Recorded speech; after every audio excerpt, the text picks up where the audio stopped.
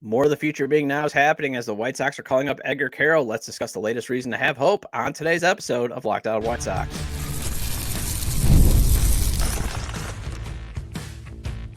You are Locked On White Sox, your daily Chicago White Sox podcast. Part of the Locked On Podcast Network, your team every day. Hello, I'm your host, Todd Welter, a lifelong Sox fan and the site expert at SouthsideShowdown.com, part of the FanSide Network. And also, I've covered Major League Baseball for outlets such as the Associated Press. And thanks for making Locked On White Sox your first listen every day, part of the Locked On Podcast Network, your team every day. Make sure to hit the like button on today's episode. Subscribe to the YouTube channel at Locked On Sox if you've not done so already.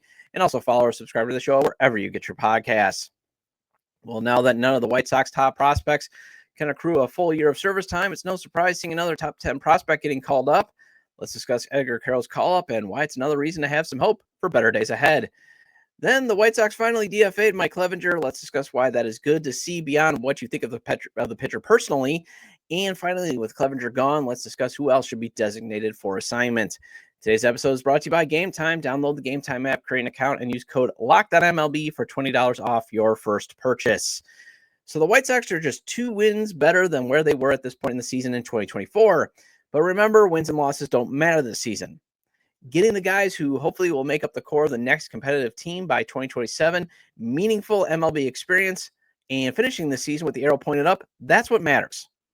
Now, you and I get to see another potential core piece, hopefully getting that big league experience, as manager Will Venable confirmed the reports that trickled out during last night's game.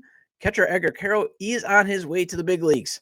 So first, a little surprised they called him up this quickly, as Quero was not down in Charlotte just for service time manipulation alone. But then CHSN's Connor McKnight pointed out on the postgame show the team feels Quero has cleared a lot of bars in a short span this season with the Knights, so why not just bring him up? And they definitely can use an offensive upgrade, especially at catcher, and especially a catcher with a right-handed bat. Now, Quero is officially a switch hitter, but they do need someone to hit right-handed, from the catcher spot. However, you got to wonder if he'll be catching much unless the team does surprisingly dump Omar Narvaez. And again, I'm just going to be, if you see me looking at my phone for those watching on YouTube, they still have not officially announced the call-up, although Venable confirmed it, and they still have not officially announced the corresponding move. So as I'm recording this, I will just be checking into X, formerly Twitter, to see, what the move might be made if it gets announced while I'm recording.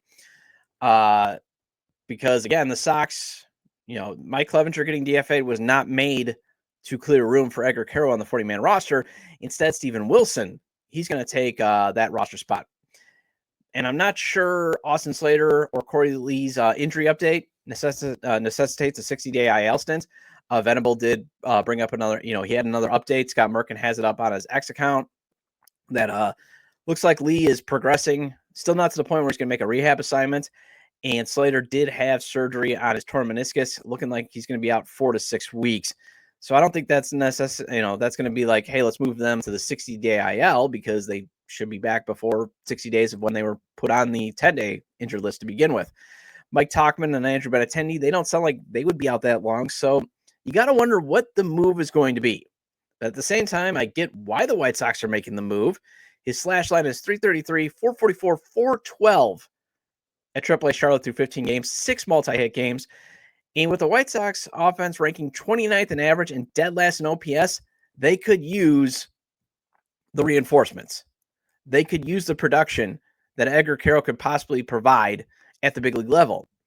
And they definitely need a switch hitting bat, because again, even if they carry 3 catchers, Matt Dice and Omar Narvaez both bat left-handed. And I've spoken extensively about Quero for about a year, but just to review, especially if you're parachuting in, he is the Sox 6th ranked prospect according to MLB Pipeline and Baseball America, 5th per Future Sox and ESPN's Kylie McDaniel, and Just Baseball has him ranked 3rd in the team system. In terms of where he ranks overall in baseball, MLB Pipeline has him at number 62. Bleacher Report's Joel Reuter ranks him 78. Baseball Prospectus has him at number 76. McDaniel has him at number 54 and number 49, according to Just Baseball. He just turned 22, and here's the scouting report per MLB Pipeline. An offensive-minded catcher, Quero is a switch hitter who has been more potent from the right side of the plate against upper-level pitching. He has more advanced approach than most players his age, rarely chasing pitches out of the zone and making repeated contact. He did a better job of pulling pitches and hitting them harder in 2024, feeling optimism that he'll get to most of his average to solid raw power and become a 20-homer threat. Quero will have to maintain the conditioning of his thick 5'10" frame because he's a base clogger who needs to hold on to his so-so agility behind the plate. He's making progress with his receiving, framing, and blocking, but may not become more than a fringe defender. He has an average arm strength, but needs to improve his accuracy because throwing errors have been a repeated issue, including 10 in 75 games last year. All right, in terms of his grade scouts, 55 for hit, 50 for power, 50 for arm, overall 55 scout grade, which is a tick above average on that 20/80 scale. So if you're wondering, like, what are these, scales when it comes to the scout rankings or the scout scoring system, basically 50 is average, 60 is above average, 70 is elite. So that's the type of thing. Low marks on run at 30 and just below average 45 for fielding. But again, usually a catcher is not known for their blazing speed. And why Quero? Why are they calling up Quero over Teal, who is a higher rated prospect? I'm sure it just comes down to production, as Teal's in a funk. He's off to a 196 average and a 721 OPS start. He had that great first weekend series where he was named, he was named the player of the week at AAA. And then he's proceeded to struggle. So I think that's just what it comes down to. And again, McNair shared on the post game. He's also talked to other scouts who echo that, he's going to be a 20-homer year guy in terms of Quero, but he's going to provide more production at the plate. And while causing damage is the name of the game at the plate in the modern game, the Sox could use productive hitters right now. And yeah, it's great if they could provide some pop. And when it comes to the ideal lineup, Quero fits it. I mean, having a hitting catcher is a bonus, but he also fits what you want in terms of guys who can hit for power and also bat to ball skill guys. Best of both worlds. Now, I do think I thought the White Sox would have him down until June, just to give him more reps at DH and work on some things defensively. Now, because again, this wasn't a real Chase Mydroth case in where they called him up the first moment they could without him being able to qualify for a full year of service time. In the case of Quero, there was legit like, hey, we need him to still work on some things defensively. And we also need him to get some reps at DH because once Teal and him are up, you want those guys in the lineup every day, and only one of them is going to be able to catch. And when it comes to DHing, you need those mental reps because, as I've said repeatedly, as everydayers may have heard, a lot of DHing is just being able to mentally handle it, because if you have a bad at bat, you don't get to go out in the field and forget about it. You got to sit there some more until your next at bat. And if you've cleared your mind, maybe you'll have a better at bat. But if you're still like, oh, I can't believe I swung on that, you're not going to have much success. I mean, that's the one thing you got to give guys like Frank Thomas and Edgar Martinez credit for being so great at it. DHing was they were able to overcome that mental load of, all right, if I have a bad at bat, and that's the only time you should just flush it, maybe go watch some tape on it, but otherwise flush it down, get ready for the next one. But it sounds like over the past couple of games, the Sox have liked what he's doing behind the plate. That's what McKnight said in the postgame show. And the need for his stats at the big league level has necessitated this move. And honestly, I'm all for it because I would like to see some hope again. Chase Mydroth, still off to that great start. Love watching him. Love watching Brooks Baldwin too. That's about it. I mean, give me some more guys to watch at least. Give me some more hope. And it also fits, again, what this season should be about. And that is, at some point, you got to give a runway to potential core guys ready at the big league level. I don't think we're seeing Noah Schultz and Hagen Smith getting innings this year at the big league level, or if they are, it's going to be very limited. But again, a guy like Chase Mydroth, Edgar Quero, Kyle Teal, even Colson Montgomery, at some point you should be giving them a runway this season. And you got that start last week with Chase Mydroth, who's sporting a 444 on base percentage. And Brooks Baldwin has actually wrestled his way back into the conversation of being a core piece with this good start. Hit a homer last night, although it's becoming clear by the day. I don't think we're getting him and Chase Mydroth as a potential runway of being your everyday starting shortstop and second baseman. I think they see his ceiling as Ben Zobrist and his floor as Leury Garcia. Just don't pay him like they did with Larry Legend. But they've been playing him a lot in the outfield, now partially because of the injuries there. But still, this season's lost. You can have Greg Jones play every day for a while. It doesn't matter because this team's not going anywhere this season. Why not take a look at Ken Brooks Baldwin be the long-term shortstop, especially since Colson Montgomery's back may not allow him to be the long-term shortstop. Speaking of Colson, though, he's on a heater lately after starting the season so poorly. 6 for 17 over the past 4 games with a home run. And if he can keep proving he is getting right, it wouldn't shock me if he's up very soon too. But little by little, the core of hopefully this next competitive team is trickling in. And that's why this news is so exciting. That's why you should be excited. You know, you should, once Kyle Teal is called up and once Colson Montgomery is called up, there's nothing wrong with eventually being cautiously optimistic. But today's an exciting day. Today is a good day in White Sox baseball. You know, it's more hope, especially with the White Sox at 4-13. And you and I could sure use hope these days. The Mike Clevinger bullpen experience is over as the White Sox DFA'd him. I'm not going to dance on his grave, but I am going to go over why I'm pleased with the process next on Locked On White Sox.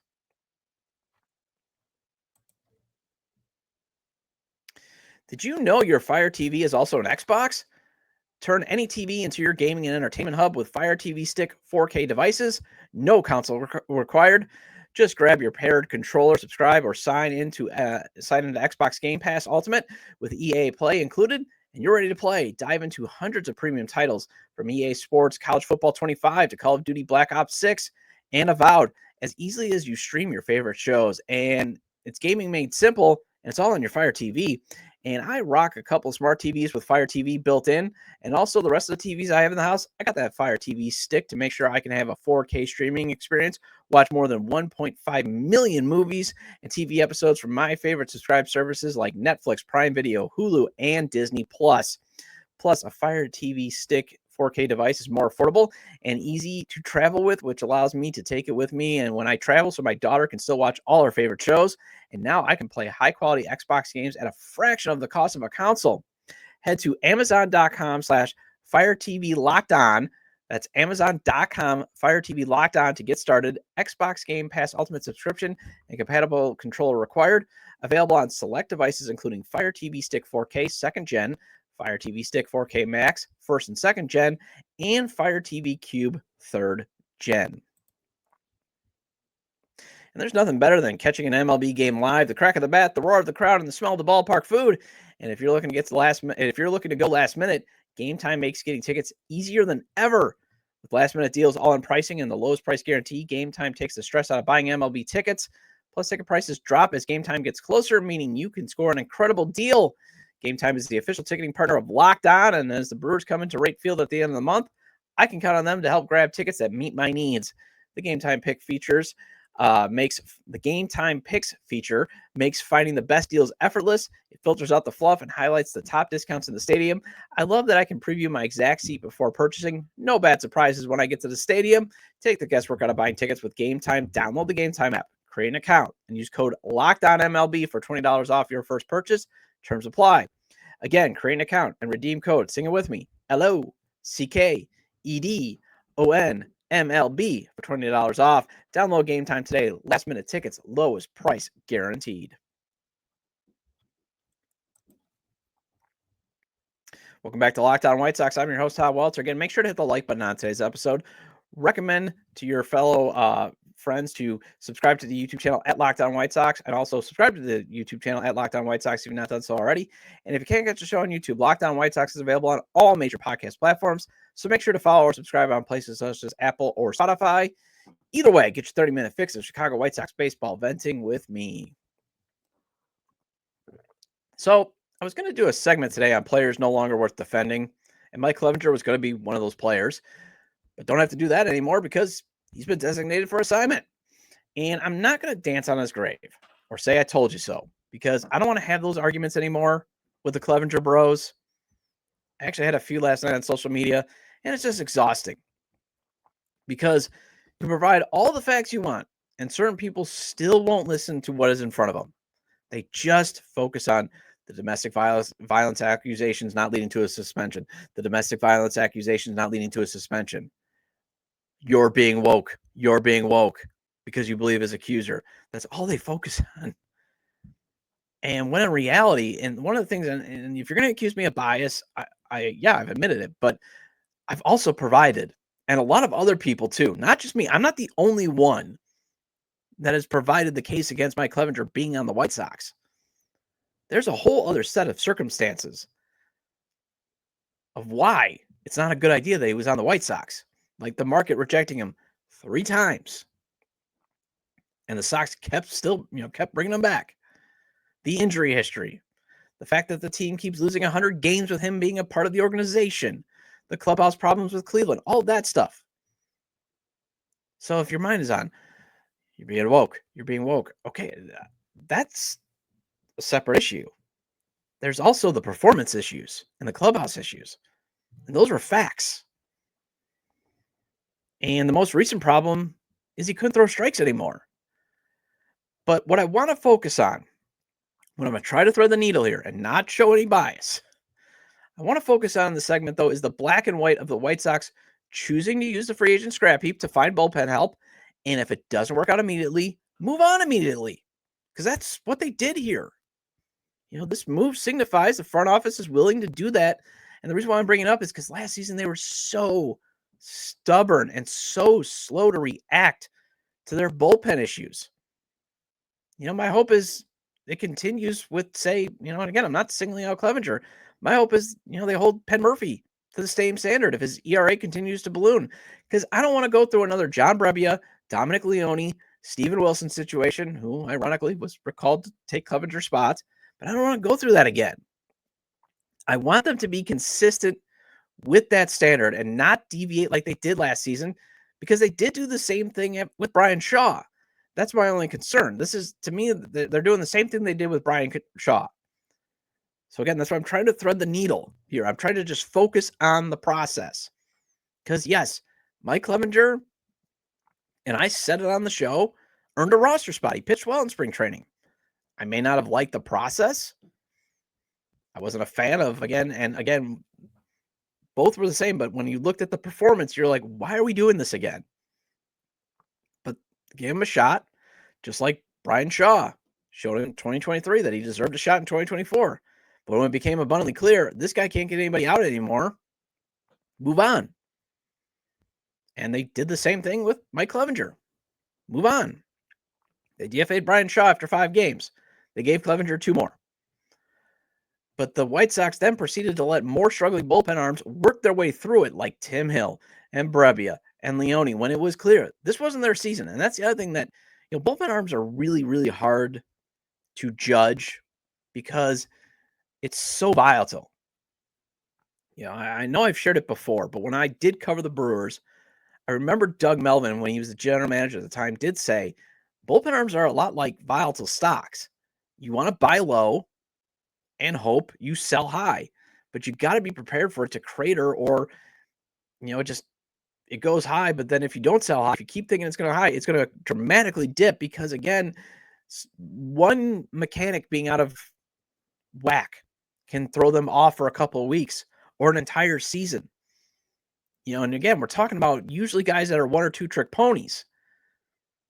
And if that pitch isn't being commanded, and if their secondary pitch isn't working, it's game over usually. And it was clear Tim Hill, something with him being at the White Sox was just not working, because when he went to the Yankees, he became a totally different pitcher. Brebbia was a very successful veteran reliever, couldn't get anybody out. Leone ended up usually getting hurt. Steven Wilson was supposed to be the Padres setup man before he comes over in the Cease trade. He was terrible last year. But you should be churning through bullpen arms if no one can get outs at this point in the build. I mean, I get Jordan Leisure is 26, and he showed promise last April and May, but right now he's trending towards Struggleville again. He's had 3 bad outings over his past 5 outings, including last night when he allowed the go-ahead runs. So that means you got to put these guys on a short leash, because when it comes to veteran arms, you want to find guys who can get outs that can be flipped for prospects at the trade deadline, or young arms that can be part of your next competitive team. That's the whole point of this bullpen exercise this season, especially since there are not many guys with swing and miss stuff in the pen. And overall, the team's bullpen ERA is 4.15. That's being propped up by Mike Vassal's 0 ERA and Bryce Wilson and Cam Boozer. Although, side note, Vassal's the only one who deserves a long leash based on his, watch him pitch. His stuff is really good. I like what he's got. And he is still technically a Rule 5 draft, so you got to keep him on the roster. Otherwise, you got to offer him back to the Mets. But otherwise, the pen has been inconsistent at best. And in the case of Murphy and Clevinger, terrible. And Murphy might be the next to go, as he has a 10.50 ERA in 8 games. I doubt he's the one that they would choose to DFA for a spot on Quero. And again, I'm just checking. Nope, they have not made an announcement yet. But the Sox do have options in their farm system, and they should be combing the waiver wire to find any potential upgrades. So that's why, in terms of the process, this Clevinger DFA is hopefully a sign of what they should be doing this season. Give a guy an opportunity, and if he gets out, great. And if he's a veteran, trade him by the deadline. And if he's young, nurture the growth. But if he can't get outs, short timeline, whether it's 2 weeks or 2 outings, to see if something can be changed. And if nothing changes, move on. And this isn't my bias against Mike Clevinger. This is looking at what the White Sox should be doing with their bullpen. Because if Clevinger was getting outs, hey, he would have earned his keep, much like he earned a roster spot at spring training. But he wasn't, so let's see if Steven Wilson can get some outs, salvage his career, and hopefully impress a team to give up a decent prospect at the deadline. And if he can get outs, move on quickly. So I've mentioned Penn Murphy as being a DFA candidate. Let's go over 3 or 4 more names likely looking at a DFA in the near future. Next on Locked On White Sox.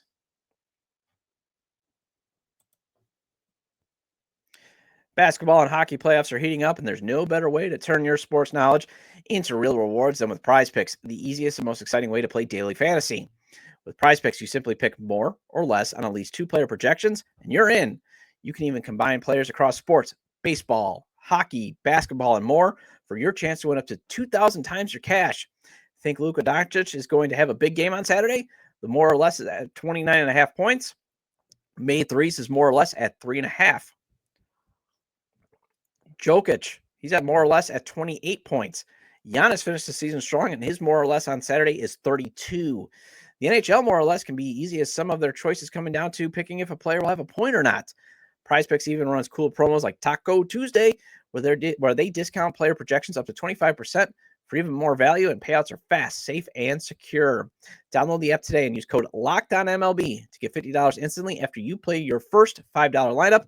That's code LOCKEDONMLB to get $50 instantly after you play your first $5 lineup. PrizePicks, run your game.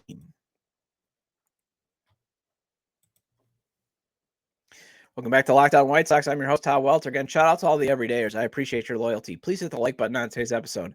Recommend to your fellow Sox fans or baseball fans, friends, to subscribe to the YouTube channel at Locked On White Sox, or wherever they get their podcasts, as this show is available on all major podcast platforms. And the other reason why I just want to circle back to the second segment, the other reason why I'm not dancing on Mike Clevinger's grave, my buddy Bez, he had it on X, formerly Twitter, from On Tap Sports. I'd put it the odds at 50-50 that after Clevinger clears waivers, that he actually accepts an outright assignment to Charlotte. Would not shock me if the White Sox still keep him in the organization. That would not surprise me. So that's why I'm not going to be like, hey, Mike Clevinger's gone, all that. No, because I could see him going to AAA Charlotte, just being cleared off the roster. And again, I'm focusing on the process, okay? Black and white. That's it. Mike Clevinger didn't produce. He's gone. And hopefully hopefully we don't have to have a Clevinger conversation ever again. But as of this recording, again, no other player has been DFA'd to make room for Edgar Quero on the 40-man. I've already talked about Murphy being a candidate at some point if he cannot reverse his 10.50 ERA start. But 4 more players feel like it's just a matter of time before they get designated for assignment. Although one, I think it would have to be if Colson Montgomery is showing he can be productive and can be healthy enough to play shortstop. And that's Jacob Amaya's inability. That's Jacob Amaya. I know people are screaming from the mountaintops to DFA Jacob Amaya because he can't hit. I mean, that makes him a clear-cut candidate to get him off this roster. However, his glove is what is keeping him on this roster, even to this day. I mean, you can hate that he's pretty much an automatic out, but he's already at 2 outs above average this season at shortstop. And he had 3 defensive runs saved last season in just 185 and a third innings at short. So when the White Sox were pinching their pennies and did not bring any veteran cover at all, and that was something, go back to my spring training episodes where I hammered the team, maybe it did sort of make sense to be like, well, let's roll with Amaya, even though we DFA'd him and the Orioles DFA'd him. Because he does catch the ball. I mean, he feels it. And if he could only hit, and you could see why teams have given up on him. I mean, the guy's an amazing defender. He's got great range, but he can't hit. He just cannot hit at the big league level.